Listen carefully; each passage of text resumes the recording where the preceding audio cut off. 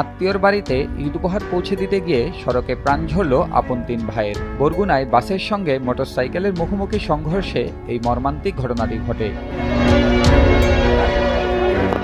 শনিবার সকাল 7:30টার দিকে পাথরকাটা মঠবাড়িয়া সড়কের পাথরকাটা উপজেলার রায়হানপুর ইউনিয়নের সোনার বাংলা নামক এলাকায় এই দুর্ঘটনাটি ঘটে। নিহত তিন ভাই হলেন মোহাম্মদ নাইমুজ্জামান খান, মোহাম্মদ শান্ত খান ও মোহাম্মদ নাদিম খান। তারা পিরোজপুরের মঠবাড়িয়া উপজেলার টিকিকাটা ইউনিয়নের 22কুড়া গ্রামের মোহাম্মদ নাসিরউদ্দিন খানের ছেলে।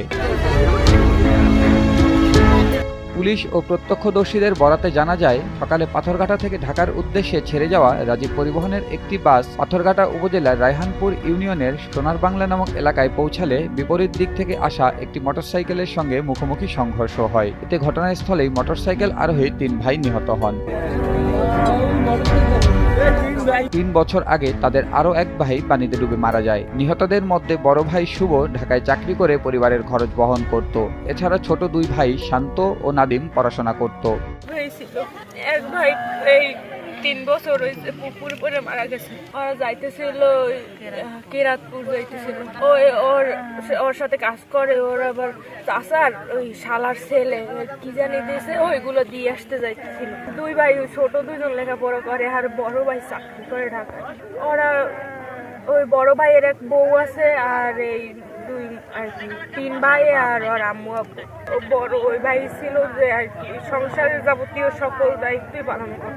এমন মর্মান্তিক ঘটনায় সড়কে রাজীব পরিবহন বন্ধের দাবি স্থানীয়দের। আমাদের এই লাইনে আমরা রাজীব পরিবহন চাই না। আমাদের এই লাইনে যদি 20টা দুর্ঘটনা ঘটে, 20টার ভিতরে আপনার 18টা ঘটে রাজীব পরিবহনের। আমরা চাই না আমাদের এই লাইনে রাজীব পরিবহন থাকুক।